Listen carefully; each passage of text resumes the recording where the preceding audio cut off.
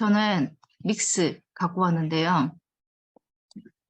지난번에 시간에는 기수가 인간을 섞고 사교육과 NGO를 섞으라고 얘기했고 따분함과 즐거움을 섞으라고 했는데요.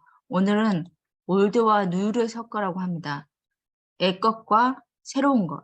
그래서 수전 손택에 타인의 고통이라고 하는 책에 이런 문구가 있나 봐요.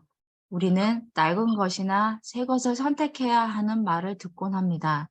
사실 둘 다 선택해야 합니다.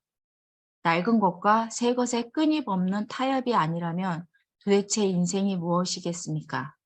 사례가 4가지가 나오는데요. 티파니 앵코라고 하는 제품이 있는데 Not your mother's Tiffany.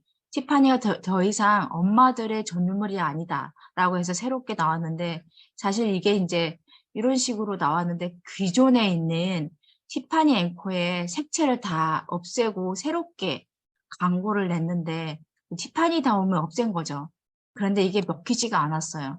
그래서 이게 신흥 명품 소비층인 밀레니엄 세대를 잡기 위해서 바꾸긴 했는데 티파니가 갖고 있는 본래 색깔이 있나 봐요. 요 색깔.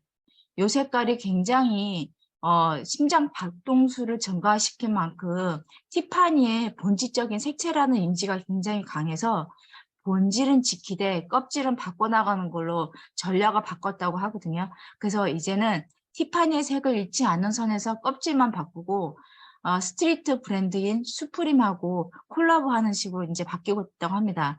그래서 그 전에 있던 방식은 모욕물을 버리려다 그 모욕물통에 담겨있는 아이까지 버리고 말았다. 이런 식으로 CPA 얘기를 듣고 있거든요. 그래서 이제 속도와 빈도를 조절하여 고객이 눈치채지 못할 정도로 조금씩 로고와 포장지만 살짝 바꾸는 전략을 하고 있는 대표적인 브랜드가 맥도날드예요. 맥도날드가 처음엔 이랬다가 지금 현재 이 모양으로 바뀔 때까지 고객이 놀라지 않도록 서서히 변화를 시도했다고 합니다.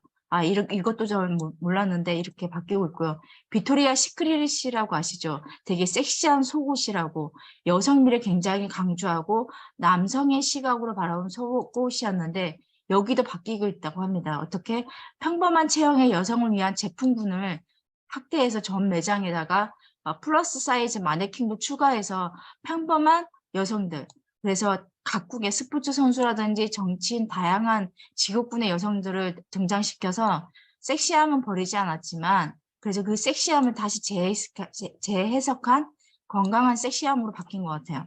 그리고 비즈빔이라고 하는 게 있는데 아마 BTS RM이 중고로 거래로 산 바지가 있는데 그게 비즈빔이었나 봐요. 그때 한참 언론에도 보도가 됐었었는데 나카무라 히로키라고 하는 일본인이 2000년대에 시작한 브랜드래요.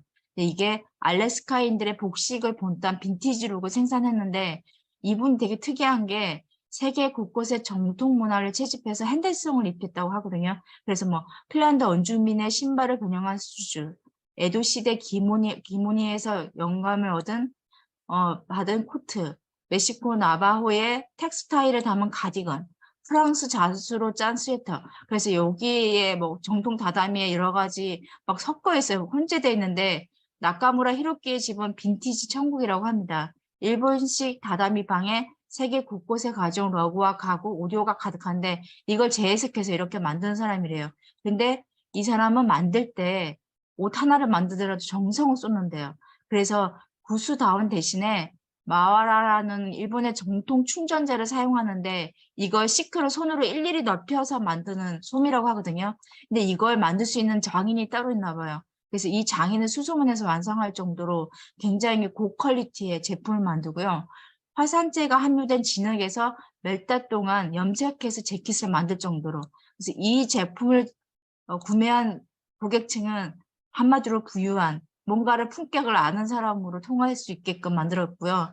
스트리트 패션의 가장 대표격인 수프림을 입고 난 그 소년들이 중년이 되었으나 입을 옷이 없었다. 그래서 어덜트 스트리트 웨어가 탄생했는데 그게 저항정신 가득한 수프림하고 랄프 로렌시 클래식을 섞은 브랜드. 그게 바로 스트리트 패션 브랜드 로아가 나왔는데 이 노아가 40대를 위한 아재를 위한 패션이라고 하거든요. 이것도 역시 섞어서 나온 브랜드라고 합니다. 근데 이네들의 또 가장 중요한 가치가 뭐냐면 환경, 정치, 문화 등 사회 이슈에 어른답게 목소리를 낸다는 거. 그래서 참여하게 동참시키는 그런 참여정신도 갖게 한다는 거.